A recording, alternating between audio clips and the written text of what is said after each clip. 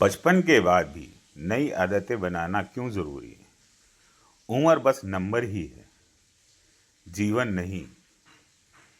यह एक प्रत्येक के जीवन का परिवर्तन विषय है, जिसे मैं आज 3 भागों में लिखने की कोशिश कर रहा हूँ। भाग 1 में समस्या को जानेंगे। भाग 2 में एक्शन स्टेप्स लेंगे। तीसरे में हम बेनिफिट्स को जानेंगे। तो आइए पहले भाग में हम समस्या को जानने की शुरुआत करते हैं और मिलकर समझने की कोशिश करते हैं। और आपसे अनुरोध है कि इसमें अगर कोई करेक्शन हो तो कृपया करके करंट कमेंट बॉक्स में लिखें, ताकि हम मिलके उसे सुधारने की कोशिश करें या उस पर भी गहन चर्चा की विषय बनाएं। तो पार्ट 1 में 55 में नई आदतें क्यों जरूरी है। देखिए, उम्र बढ़ना का मतलब ठहराव नहीं होता, बल्कि अनुभव से नई शुरुआत करना होता है। अक्सर 55 की उम्र आते आते लोग सोच लेते हैं, अब तो बहुत देर हो गई ना, अब क्या नया सीखना, अब तो शरीर साथ नहीं देता। लेकिन सच्चाई ये है, इस उम्र में सबसे गहरा ज्ञान, अनुभव और समझ होती है। बस एक चीज की कमी होती है, नई आदत की। क्योंकि आदत वही पुल है जो सोच को हकीकत से जोड़ती है। बिना नई आदतों के जिंदगी वहीं रहती है, वही दिनचर्या, वही शिकायतें, वही थकान। चैप्टर 1, पुरानी सोच के घेरे में फंस जाना। 55 की उम्र तक हम जीवन में इतना अनुभव ले चुके होते हैं कि हमारा मन ये मान लेता है कि जो मैं जानता हूँ वही सच है। यही सोच नई जानकारी, नया अनुभव और नई आदतों को रोक देती है। उदाहरण के तौर पे लीजिए, मैं मोबाइल नहीं चला सकता, अब सीखने की उम्र नहीं रही। नई तकनीक मुझे समझ में नहीं आती। आजकल के लोग अलग हैं, हमसे बात नहीं करते। यह सोच की दीवार बन जाती है। और जब तक हम सोच नहीं बदलते, नई आदतें जन्म नहीं लेती। समस्या का मूल कारण क्या है? माइंडसेट फ्रीज हो जाना, यानी कि मस्तिष्क मान लेता है कि अब बदलाव नहीं हो सकता। चैप्टर 2, शरीर से नहीं, मन से थक जाना। शरीर में थोड़ी कमजोरी आ सकती है, ये स्वाभाविक है। पर असली थकान मन की नहीं, असली थकान शरीर की नहीं, मन की थकान होती है।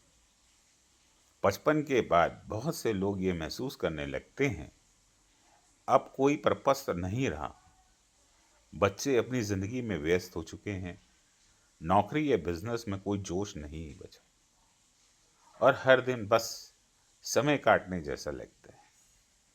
ये मनोवैज्ञानिक अवस्था है, पोस्ट माइंडफुल फटीग कहलाती है। इससे व्यक्ति धीरे धीरे आत्मविश्वास और जीवन की जिज्ञासा खोने लगता है। इसका परिणाम क्या होता है?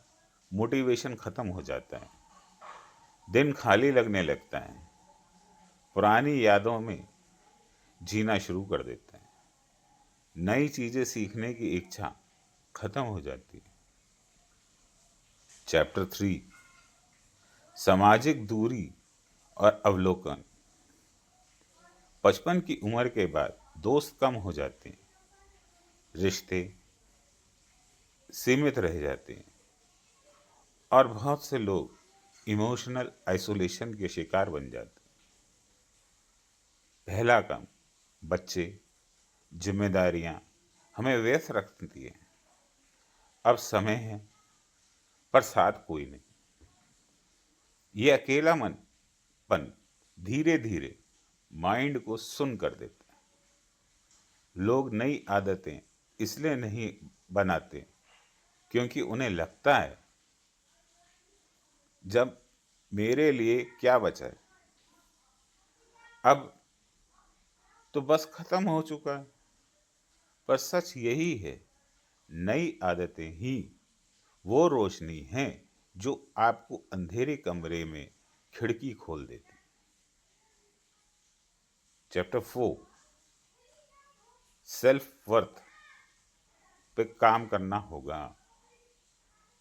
जब कोई काम या जिम्मेदारी नहीं रहती तो व्यक्ति अपने महत्व को कम आंकने लगता है।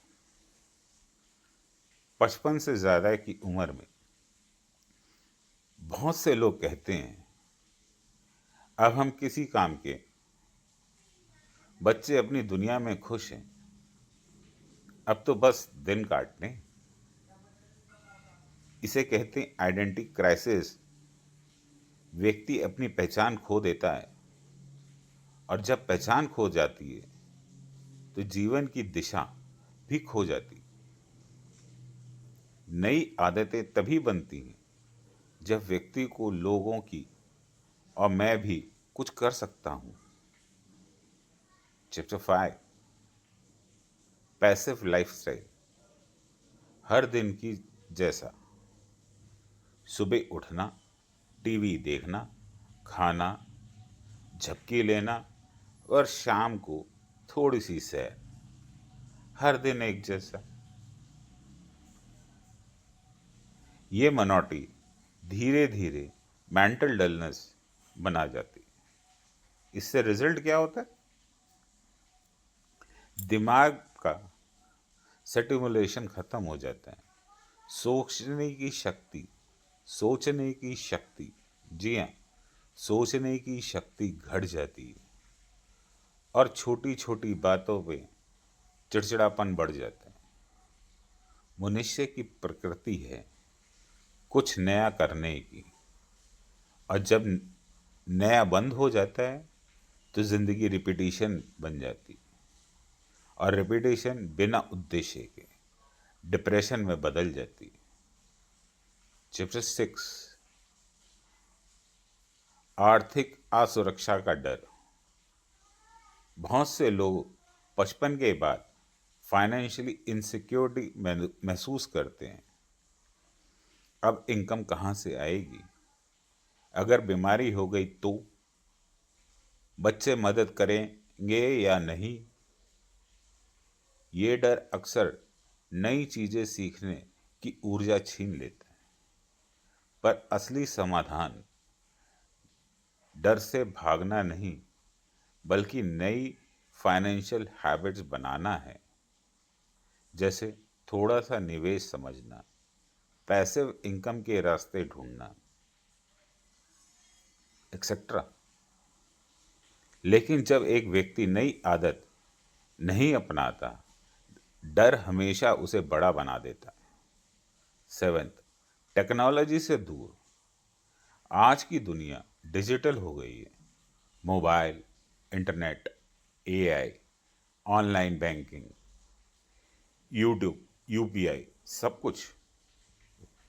पर 55 प्लस की उम्र में बहुत से लोग कहते हैं हमसे ना हो पाएगा ये सब। और यही सोच उन्हें समाज से डिस्कनेक्ट कर देती। जबकि आज अगर आप मोबाइल पर अब एक स्किल सीख लो तो दुनिया आपके सामने खुल जाती है। समस्या का मूल कारण है टेक्नोलॉजी नहीं, सीखने का डर।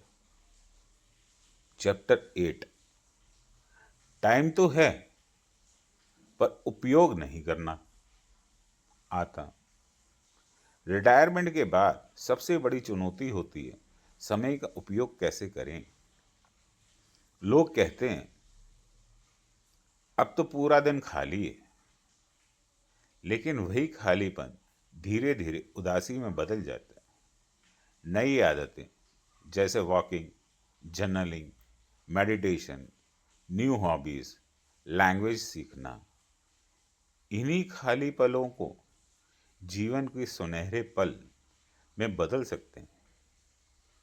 चैप्टर 9, समस्या। मस्तिष्क की क्षमता को कम होना। वैज्ञानिक रूप से यह सिद्ध है कि 50 के बाद यदि नई आदतें, पजल्स, लर्निंग एक्टिविटीज या हॉबी ना हो तो ब्रेन, मस्तिष्क की सीखने की क्षमता घटने लगती है। यानी अगर आप नई चीज नहीं सीखते तो आपका ब्रेन धीरे धीरे इनएक्टिव हो जाता है। नई आदतें मस्तिष्क को सक्रिय रखता है, जैसे कि व्यायाम शरीर को। चैप्टर 10, अंत। आत्मा संतुष्टि और विकास की चाह का बोझन। अधिकतर लोग 55 के बाद सोचते हैं अब तो जितना जी लिया उतना काफी है, परंतु जो जीवन संतुष्ट के बिना जिया जाए वह केवल अस्तित्व है, जीवन नहीं। नई आदतें जैसे दूसरों की मदद करना, नया कुछ बनाना, नई किताब पढ़ना, नए रिश्ते बनाना आपके अंदर फिर से जीने की चाह लगने लगती है।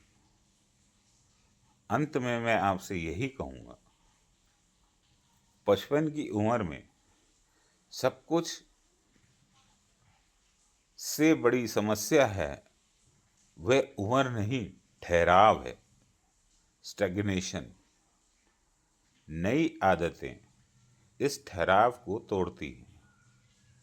वो मन, मस्तिष्क और आत्मा तीनों का नया जीवन देती है।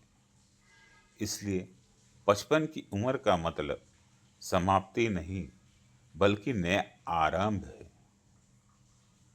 आपकी उम्र नहीं, आपकी सोच तय करती है आप बूढ़े हैं या जवान। क्या आप चाहें कि मैं आपको पार्ट 2 में एक्शन स्टेप्स लिखूं, समझाऊं, बात करें, जिससे आप step by step practical action plan होगा 55 के लोगों के लिए खास तौर से बनाया गया है। अगर आपको ये अच्छा लगे तो लाइक कीजिए, शेयर कीजिए और ज़्यादा से ज़्यादा लोगों को ये फैलाइए और सब्सक्राइब करना ना भूलिए। आपकी छोटी सी सब्सक्राइब की आदत मेरे लिए बहुत बड़ी मदद होगी। Thank you.